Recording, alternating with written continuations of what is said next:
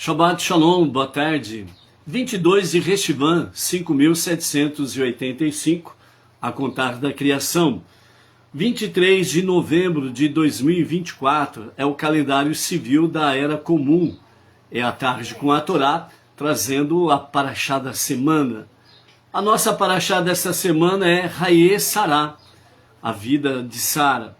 E hoje, sétimo dia da semana, portanto, em todo o sétimo dia da semana, nós temos a conclusão da paraxá da semana, Baruch Hashem. Então, nós vamos ver a conclusão da nossa paraxá Hayé Sará. O lema que nós colocamos aí no nosso shiur é exatamente a vida e morte de Sará e Avraham, que é exatamente nesse capítulo, ou melhor, nesta porção, que nós temos aí, né, Hayé Sará, apesar que na paraxá anterior já falava-se sobre a morte de Sará, mas vem aqui realmente as finalizações com respeito ao seu funeral, bem como nós temos nessa paraxá, e agora no dia de hoje nós veremos aí com referência à morte de Avraham. O nosso aprendizado, né, pelos nossos mestres e sábios, falam de forma bem clara que, de fato, o tzadik, ou temimim, né, temimim, lembrando que significa perfeitos, principalmente se referindo a Sará, né, e tzadik, ou justo, né, uma pessoa justa. Então nós temos aí temimim, perfeitos, e tzadikim, né, os justos.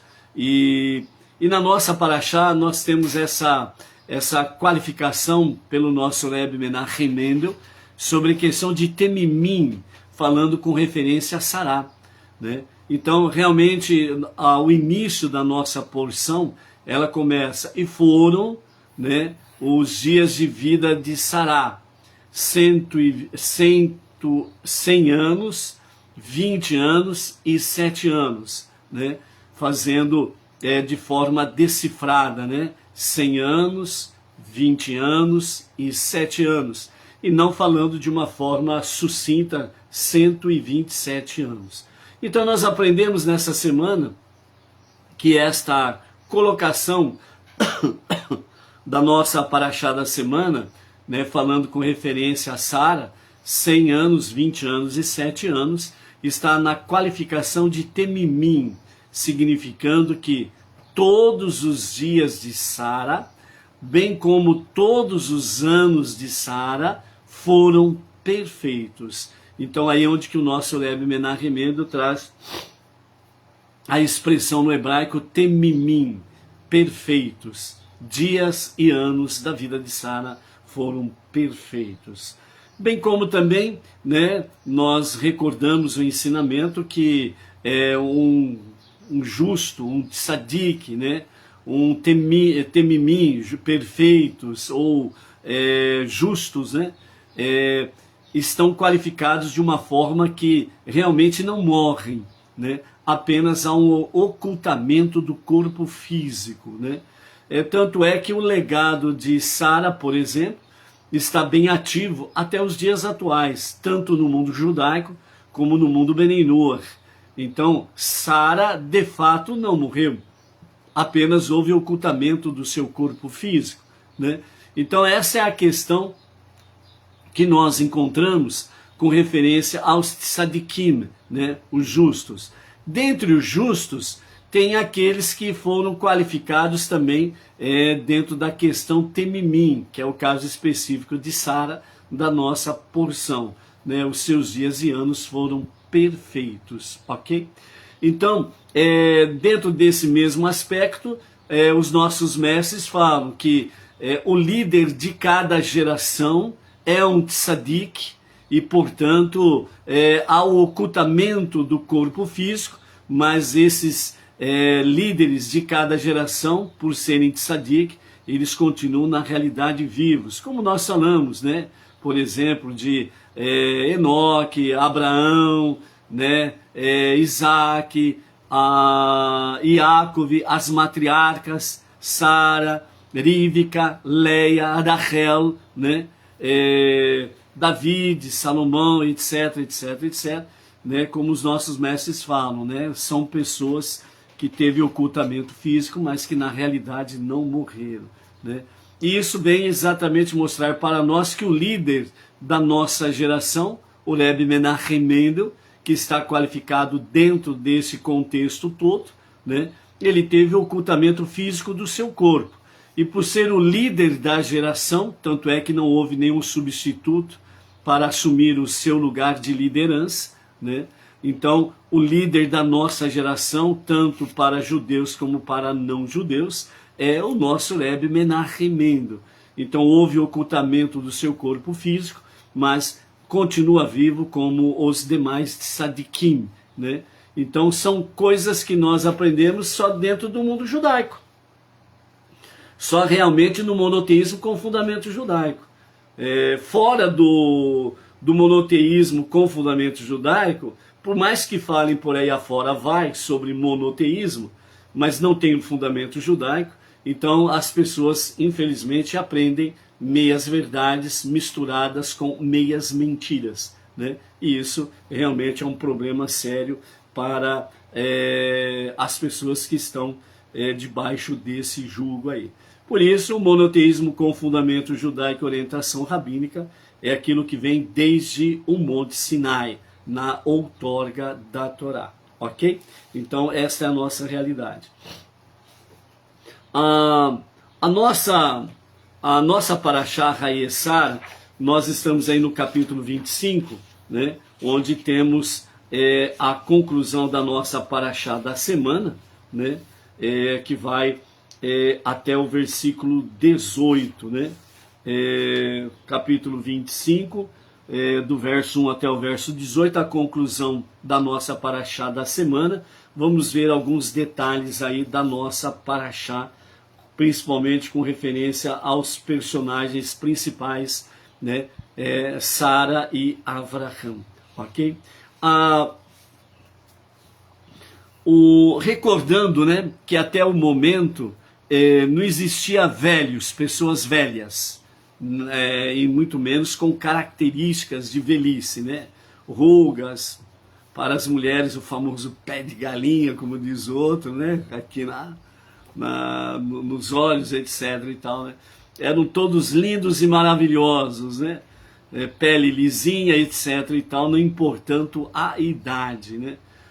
Como também os sábios falam que as pessoas não morriam assim de doenças, etc. e tal, né? O que acontecia, por exemplo, quando uma pessoa morria, ela quando dava um espirro, o famoso atim, né?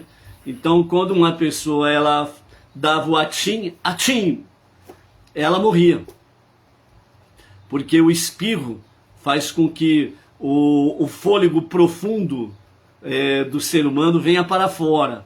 E como o fôlego de vida que foi realmente dado por Hashem, né? Então no momento do espirro, a pessoa ela expirava de fato, né? Então ela perdia o fôlego de vida e morria pelo atim, né?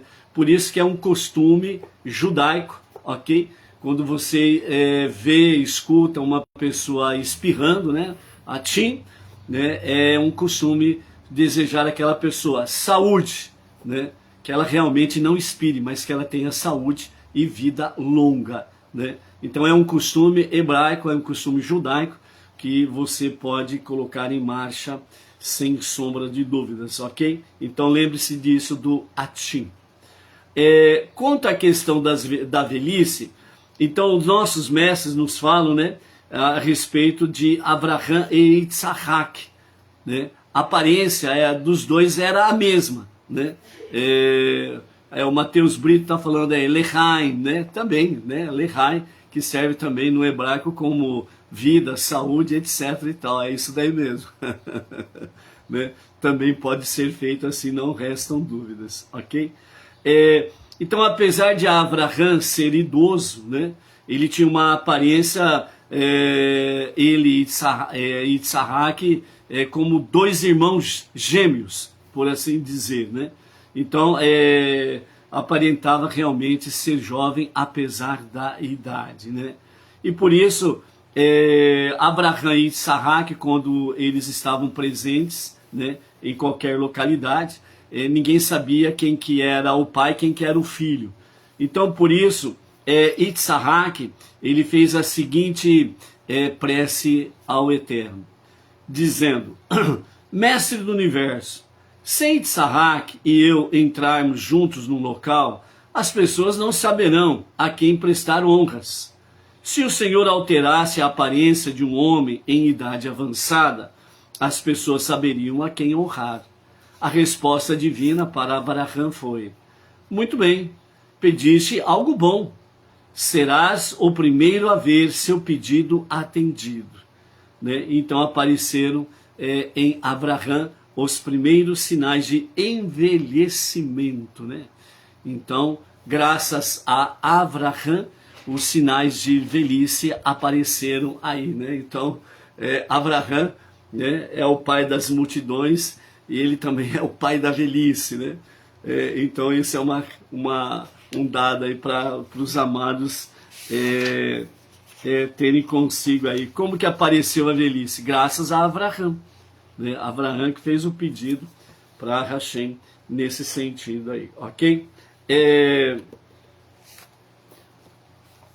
Quanto à questão de Abraham e Sara, né, para concluir, né, esse aspecto aí de Abraham e Sara, antes de entrarmos na morte de Abraham e, né, a descendência de Ismael, né, então os nossos mestres dizem assim: Abraão e Sara viveram juntos por muitos anos, durante os quais eles trabalharam como equipe, parceiros iguais e líderes, realizando o ideal com o qual estavam comprometidos. Quando chegaram a um ponto da inflexão, formou-se então entre eles um novo relacionamento. Passaram por uma mudança de nomes, tornando-se Avram para Avraham e Sarai para Sará, como indicação de um renascimento. Abraão foi circuncidado, Sara entrou no ciclo menstrual mais uma vez, e essa transformação fornece o significado simbólico da história dos patriarcas. Em gerações primevas, se é que existia, a influência espiritual passava do mestre para o aluno. Aqui, essa ligação espiritual recebeu uma nova dimensão e foi reforçada pelo laço biológico, pelo nascimento de um filho que transmitiria o ideal para gerações de seus descendentes. Por esse motivo, Abraão ou Avraham e Sara ou Sará não são apenas antepassados do povo judeu. O significado do termo filhos de Israel ou Bnei Israel só pode se tornar tangível quando o relacionamento entre eles passa por outro nível de mudança, torna-se um laço de sangue, uma conexão biológica. Torna-se o relacionamento que pariu Isaac, para que ele, e somente ele, pudesse dar continuidade à linha que provém da união de Abraão e Sara, para formar a nação de Israel, o povo judeu. Esse relacionamento biológico e espiritual resistiu ao teste do tempo, por intermédio das gerações que se seguiram.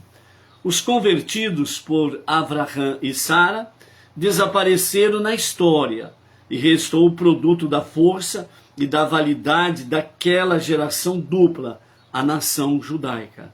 A dupla paternidade de Abraão e Sara permaneceu, mas somente quando Sara deu à luz um filho de seu próprio útero, né, como diz Gênesis 17, 19, Sara, tua mulher, dará à luz um filho. Eles puderam se tornar os eternos pais de Israel, no sentido mais completo do termo. Né? Então, enquanto Abraão e Sara, né, eles permaneciam como uma dupla paternidade, que era exatamente o que? quando Sara, ela dá realmente a sua serva Agar para Abraão, né, para dar a ele um filho, né, é como se ela tivesse parido o filho. Então ela também seria mãe de Ismael, né, e Abraão o pai de Ismael. Mas quando vem realmente o filho do seu próprio útero, então ela se torna realmente uma verdadeira mãe, e por isso torna-se desta forma o cumprimento profético da palavra, e então Abraão e Sara se tornam os eternos pais de Israel, no sentido mais completo da palavra, né? Então por isso, Baruch Hashem, pelo cumprimento profético na vida de Sara, ok? Quando adentramos aí na questão de, no capítulo 25, no seu início, nós temos aí que realmente Abraão casa-se com outra mulher de nome Keturá, que era exatamente Agar, né? Então, Keturá é Agar, a serva de Sara. Por que Keturá? Segundo Rashi, quando vem a Torá trazendo não a expressão Agar, a serva de Sara, mas vem trazendo Keturá, né? Significa que as suas ações eram agradáveis como incenso, né? Então, ou seja, Sara foi a senhora realmente de Agar, e com ela, ela permitiu que Abraão casasse com Agar, para que ela pudesse dar à luz um filho para Abraão, ok? Que vem Ismael. Depois que Isaac nasce, Ismael, né, tem 13 anos a mais do que Isaac, ele torna-se pernicioso para os ensinamentos que Isaac está aprendendo com a sua mãe. Então, Sara, que tem a visão profética mais apurada, como todas as matriarcas, né, mais apurada do que os patriarcas, então Sara vê que realmente a presença de Ismael, né, o filho da serva, torna-se prejudicial para ele, para Isaac. Então é onde que ela fala para mandar embora Agar e o seu filho, porque ele não herdará com o meu filho, né? Então Abraão a princípio fica penoso com isso, mas realmente a presença divina fala com Abraão e diz a ele: faça tudo que Sara disser. E aí ele manda realmente Agar e Ismael embora, certo? Então aqui, quando Sara morre, segundo os nossos mestres, Abraão, ele fica sozinho e obviamente ele acaba ficando, como diz assim, né, nos dias atuais falaria assim, ele pode entrar em depressão, né? Mas na realidade Abraão fica triste porque ele perdeu a sua amada, né? E os nossos comentaristas falam que o próprio Isaac, ele manda buscar Agar para voltar e casar-se novamente com Abraão. E aí, quando ela retorna já com o nome de Keturá, porque as suas ações eram agradáveis como incenso. Primeiramente, nós precisamos lembrar que o incenso é a oferenda mais agradável para Hashem. De todas as oferendas, o incenso é o mais agradável para Hashem, ok? Então, dentro desse aspecto, significa que Keturá é uma expressão porque as suas ações eram agradáveis como incenso, significa que apesar dela retornar, né, para o Egito, ela não se contaminou com a idolatria. Além dela não se contaminar com a idolatria, ela também não conheceu outro homem. Então as suas ações, elas se tornaram para Hashem agradável como o incenso. Por isso que Deus aprovou o retorno dela e o casamento novamente com Abraão. Então por isso fala, né, que Abraão casou-se com outra mulher, né? Por que outra mulher?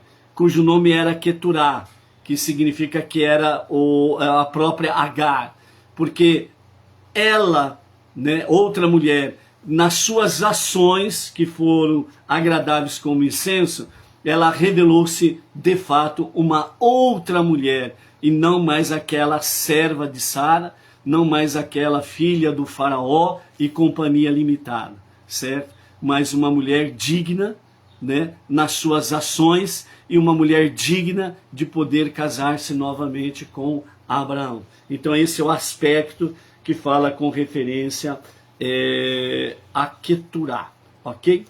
Depois do versículo 7, né, até o versículo 11, nós temos aí com referência a morte de Avraham, né? Então a morte de Avraham nos fala nesses versículos, capítulo 25, versos 7 a 11.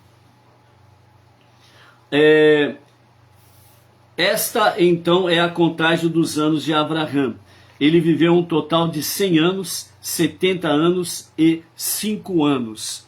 175 anos, de forma resumida. E novamente nós encontramos aqui exatamente a questão, né, a vida os anos de vida de Avraham. 100 anos, 70 anos e 5 anos. Mesmo dentro da visão Temimim, os seus dias e os seus anos foram perfeitos. Entendeu? Nós começamos a porção de Haye Sará, falando, e os dias de Sara foram 100 anos, 20 anos e 7 anos, certo? Temimim, perfeito, seus dias e anos foram perfeitos, sem sombra de dúvidas, ok? Então, dentro desse aspecto aqui, agora com Avraham, é usado a mesma expressão, né? Temimim, que significa exatamente sobre a questão de que os dias e os anos de Avraham foram perfeitos, certo? Avraham deu seu último suspiro e morreu em boa idade, velho e satisfeito, e sua alma reuniu-se às almas de seu povo. Seus filhos, Itzarraque e Ismael, o enterraram na caverna de Marpelá, no campo de Efron, filho de Tsohar, o Hitita, em frente de Mamre, no campo em que Avraham comprou dos filhos de Het, onde Avraham e sua mulher Sará foram enterrados. Após a morte de Avraham, Deus abençoou seu filho Itzarraque, e Itzarraque viveu nos arredores de Beer Lahairoi, né? Então, os nossos mestres, eles comentam essa passagem, né, pelo Talmud, pela Mishnah, da seguinte forma. Então, Avraham morreu, já era um ancião que tinha tudo que podia desejar.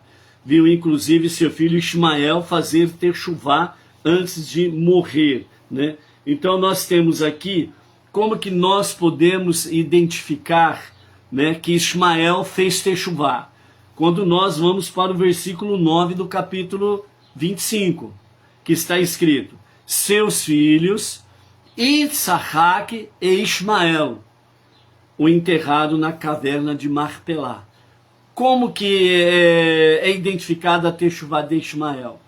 Quando a Torá ela menciona Itzarraque primeiro do que Ismael, Ismael está reconhecendo o senhorio de Itzarraque, o filho da promessa, o filho da bênção, e de onde haveria a continuidade da promessa divina no filho de Abraão com Sara. Então ele faz techuvá e ele reconhece que realmente Itzarraque tem toda a preferência. Então, no velório, no funeral, etc. e tal, né, Ismael, ele fica atrás de Itzarraque. E Itzarraque segue à frente, né, no funeral do seu pai. Então, dessa forma, os sábios falam que Ismael e ele fez a techuvá, certo? Então, nesse sentido, né, Abraão viu inclusive o seu filho Ismael fazer techuvá antes de morrer. Porque nós falamos aqui o termo do funeral, certo? Mas os sábios falam que antes dele morrer ele viu a techuvá. Por quê? Porque exatamente Yitzhak, ele mandou buscar Agar, que veio com a identificação do quê? De Keturá, porque os seus atos eram, vamos ver aqui literalmente, os seus atos eram agradáveis como o incenso, né? Então os seus atos eram agradáveis como o incenso, né? Então quando Keturá, ela retorna para casar novamente com Abraham, Ismael, ele vem junto com ela. E ao vir junto com ela, Ismael, ele fica no seu local, ou seja, ele fica na sua posição, né? E ele reconhece Yitzhak como tendo a preferência do que ele. Ele reconhece que Yitzhak é de fato o filho da promessa, né? Então ele reconhece. Então antes da sua morte ele viu, né, a posição em que Ismael tomou, e ele ficou então dentro desse sentido, né, no seu lugar quieto, né, dando a preferência a Yitzhak, até nos últimos momentos finais da vida de Abraham, o pai dos dois, sem sombra de dúvidas, certo? E depois no funeral houve aí de fato a questão de o filho, né, Yitzhak foi à frente no funeral, né, mostrando a todos que era o filho da promessa, o filho preferencial em todas as ações, etc. e tal. Então, nesse sentido aí. Então, né, Ismael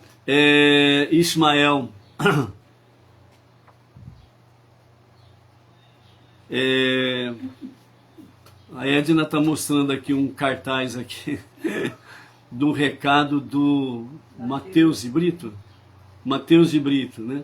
Se pode fazer um retrato, que é desenhista, né? O Mateus é um desenhista aí, fazer um retrato. Como que ele escreveu aí? Deixa eu ver aqui. Posso desenhar seu retrato, Rabino Marmon? Não tem problema nenhum, Mateus, porém eu não sou rabino, eu sou emissário do Rabino Yaakov Geranstades, ok? Então somos emissário do nosso Rabino Yaakov Geranstades, ok? Baruch Hashem. Então, dessa forma Deus recompensou Ismael por ter vindo do deserto especialmente para prestar as últimas honras em respeito a seu pai, pouco antes da sua morte, e em retribuição Deus honrou, enumerando a progenie de Ismael nos últimos versículos da nossa paraxá, que vamos falar já já, né, em honra a Ismael pela sua techuvá e pela sua posição junto com Yitzhak, ok? Quando Abraham faleceu, todos os grandes povos dentre as nações enlutaram-se. Ai do mundo que perdeu seu líder, e ai do navio que perdeu seu capitão. Então aqui, né, segundo os nossos mestres,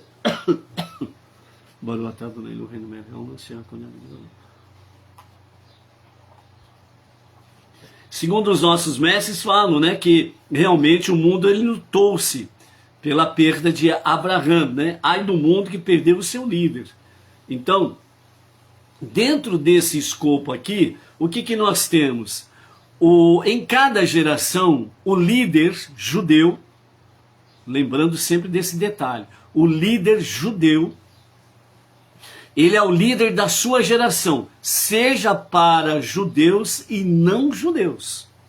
E aqui nós temos reconhecimento dessa realidade, em que as nações existentes na época de Abraão, eles enlutaram e choraram pela perca do seu líder, o líder realmente das nações. Lembrando que Avram foi mudado para Avraham, que significa pai das nações, pai das multidões, entendeu?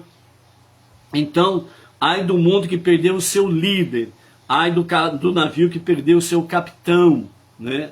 Então, parecendo assim, que o navio vai a esmo, né? Sem rumo e sem direção, mas Yitzhak assume a continuidade como patriarca realmente. Então, o navio não ficou sem rumo e sem direção, né? Continuou a sua jornada para cumprir a profecia. Mas é importante nós vermos isto, né, que os nossos sábios trazem, que realmente as nações existentes na época choraram pela perda de Avraham, o líder realmente das nações, o líder do mundo. É por isso que na atualidade o nosso Rebbe Menachem Mendel, ele é o líder desta geração, certo? Tanto para judeus como para não judeus. Mesmo que as nações e os povos não reconheçam, né, o Rebbe Menachem Mendel como líder da sua geração, desta geração, mas ele é. Essa que é a realidade. Ele é. Certo? E nós vemos isso daqui através de Abraão, e é o que vem se perpetuando desde Abraão até a presente data, certo? Nessa questão aí. Como também Noah, ele é o líder de todas as novas gerações. Porque todo ser humano, ou toda a humanidade, ela descende de onde? Exatamente de Noah. O novo mundo que se formou após o dilúvio. Então toda a humanidade, ela tem a sua descendência em Noah, quer as pessoas aceitem ou não, mas a realidade dos fatos é esta, ok? E durante sua vida, Avraham rezara por mulheres estéreis, e estas engravidavam, pelos doentes, e eles ficavam curados. Até navios navegando no longínquo oceano foram salvos pelo mérito de Avraham, né? Que faz exatamente a prece em favor das pessoas, né? Então, essa que é a questão. Apesar de o mundo inteiro negar a existência de Deus, conseguiu ser o único em sua crença a afirmar a onipotência de Deus. Por causa disso, foi chamado de Avraham Ha-Ivri.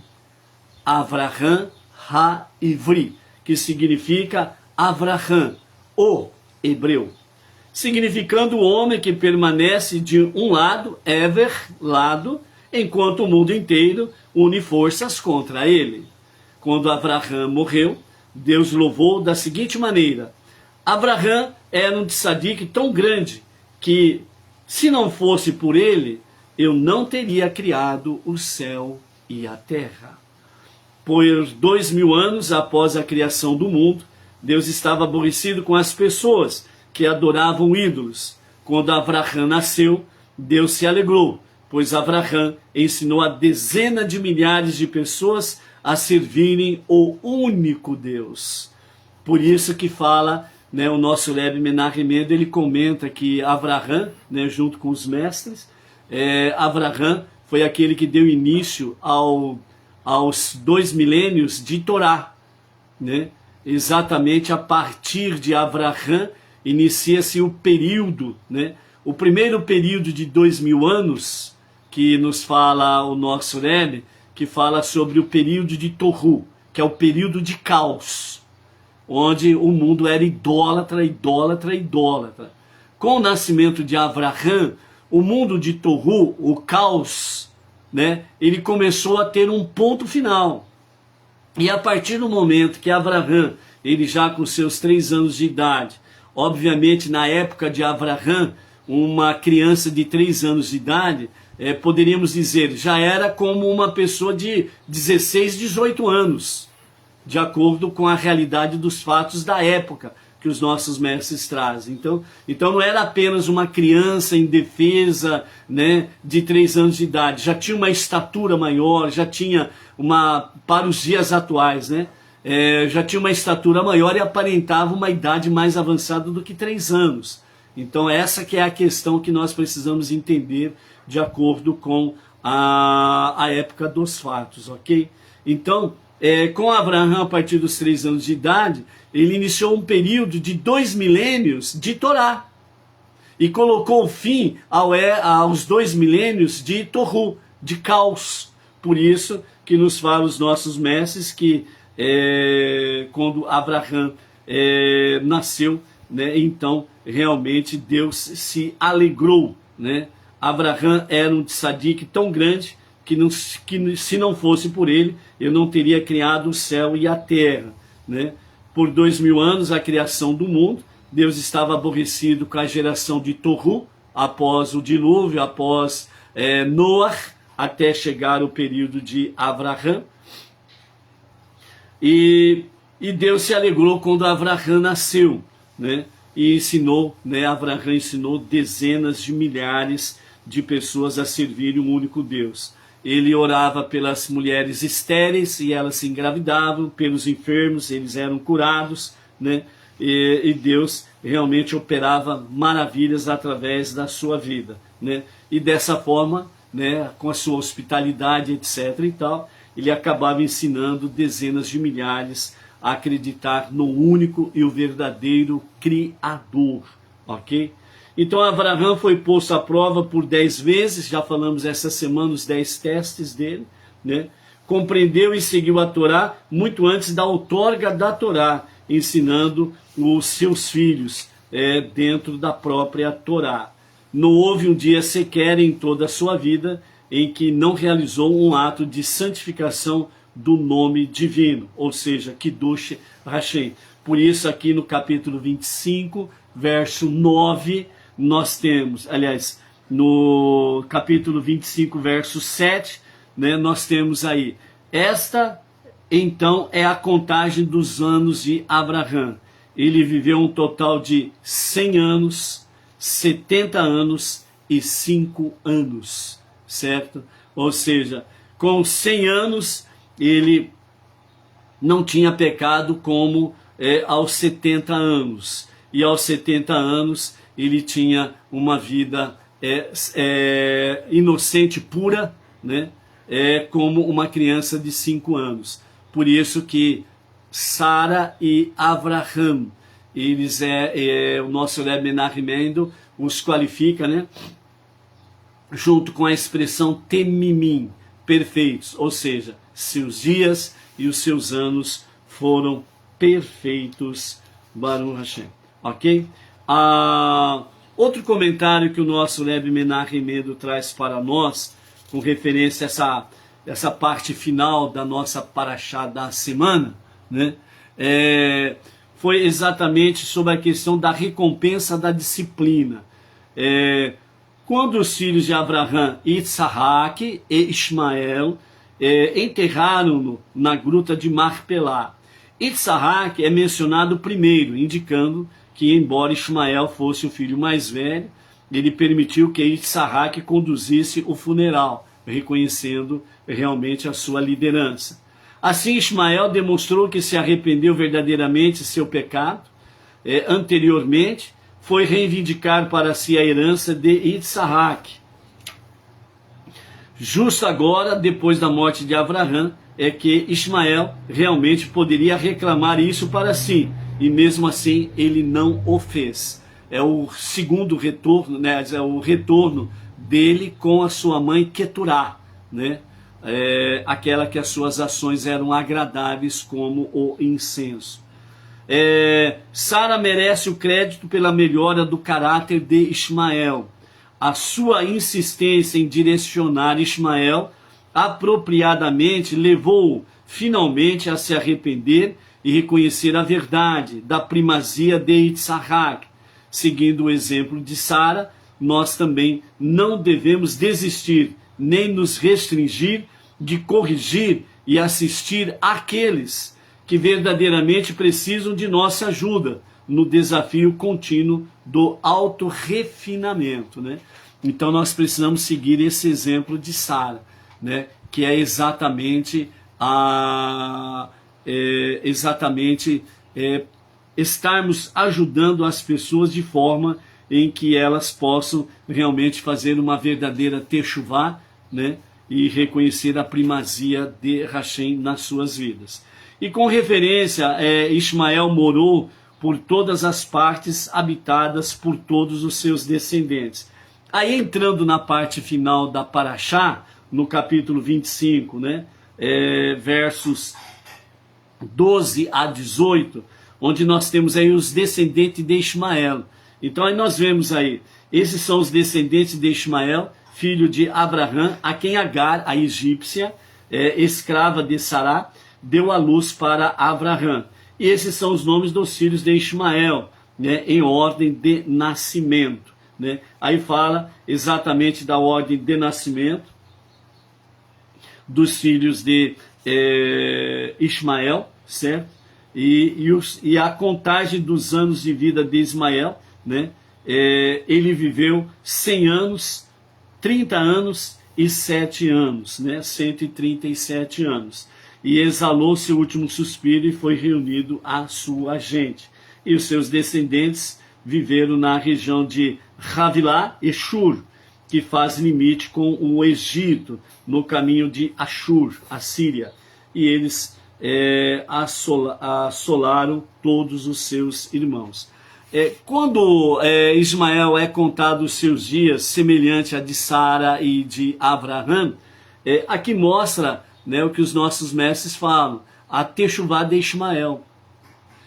O profeta, ele diz assim, que o Eterno não se alegra com a morte do ímpio, mas que o ímpio faça techuvá.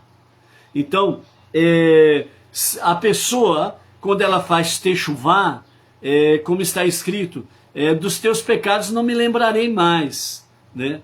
Só que nós não podemos esquecer que techuvá diante de Hashem é algo nobre, real, verdadeiro e transparente. Não é que nem mercado de peixe aí, não, que fazem muitos segmentos religiosos, né? Que fala por aí, ó, quem quer receber fulano de tal como seu senhor, levante a mão aí, né? Aí levanta um monte de gente a mão, etc e tal. Depois que sai da reunião ali, volta a mesma porcaria que era, né? Não mudou nada, né? E não é assim. Techuvá é um retorno a Deus para um verdadeiro e genuíno arrependimento. Então essa que é a realidade. Então Ismael, ele fez essa techuvá. E o que importa para Hashem é exatamente esse momento da techuvá. E logo em seguida, né, no tempo adequado, que acontece a morte de Ismael, ele ainda está na techuvá. Então para Hashem, os seus dias e os seus anos foram perfeitos. Mesmo que por um curto espaço de tempo, ele fez a techuvá, e mesmo pelo curto espaço de tempo que os seus dias, aí às vezes completou algum ano aí, né, antes de morrer, ele estava dessa forma. Então, nesse sentido aí, que é contado realmente os dias e os anos eram perfeitos para Hashem, ok? Então, por isso, literalmente no original hebraico, né, Ismael, ele caiu por toda a terra. Ismael, né, dessa forma, os seus dias que ele viveram, né, sem uma techuvá, né, os seus dias eram decadentes, né, o contrário daquilo que era o seu pai Abraão, né, realmente um amor sagrado, um amor a Deus e a generosidade para com os outros, né. Então por isso Ismael, os seus dias sem techuvá, ele era o anti-Abraão, né, na sua forma aí. Então o aprendizado que fica para nós é que devemos transformar o nosso amor e paixão por coisas materiais. O amor, né? Devemos transformar o nosso amor e paixão por coisas materiais, o amor decadente de Ismael, em um amor sagrado por Deus. Então, o nosso amor e a nossa paixão pelas questões materiais, etc. e tal, né, que acabam levando as pessoas a a ações negativas, destrutivas, né? E como diz outro, descendo ladeira sem freio, etc. e tal, né? Ou seja, fazendo as coisas piores do que se imagina. Precisa haver algo contrário a isto, transformando isto realmente, o amor e a paixão pelas questões seculares, materiais e companhia limitada, transformando num amor realmente sagrado por Deus. Ou seja, tudo que nós fizermos, nós temos que trazer a santidade divina presente naquilo que fazemos. Então nós podemos viver a nossa vida secular com santidade, trazendo a santidade, a presença divina. Então aquilo que nós realizamos no nosso dia a dia, nós não podemos deixar que a santidade divina esteja presente. Nós não podemos permitir a ausência da santidade divina, para que possamos realizar a vontade de Hashem e assim cumprirmos com a nossa tarefa suprema, que é exatamente transformar este mundo para ser a moradia de Hashem. Ok? Baruch Hashem, fica aqui então os nossos aprendizados para este ciclo da Parashá Hayé Sará. A Havidalah hoje acontecerá às 19 horas e 12 minutos, ok? Às 19 horas e 12 minutos nós estaremos realizando a Havidalah. E hoje, né, a Edna e eu, nós estaremos aqui, né, às 19 horas e 12 minutos para fazermos a Havidalah. Então que nós possamos juntos estarmos fazendo aí, né, a separação do sagrado dia do Shabat para os 6 dias comuns, né, renovando as nossas forças e energias para uma nova semana pela frente com as lições de Abraham e Sará. Desde já, um Shabbat Shalom e também um Shavuot Tov. E com a graça de Hashem, daqui a pouco nós estaremos aí para fazermos a Havidalah, ok? Mateus de Brito está perguntando se pode fazer o retrato. Pode fazer o retrato, não tem problema nenhum não, viu, Mateus? Né? Depois no PV, né, no nosso zap aí, pode entrar aí, nós conversamos aí melhor aí, tá bom? Então o nosso zap aí é 14 99715 0241. Shalom, shalom, amados. Até mais.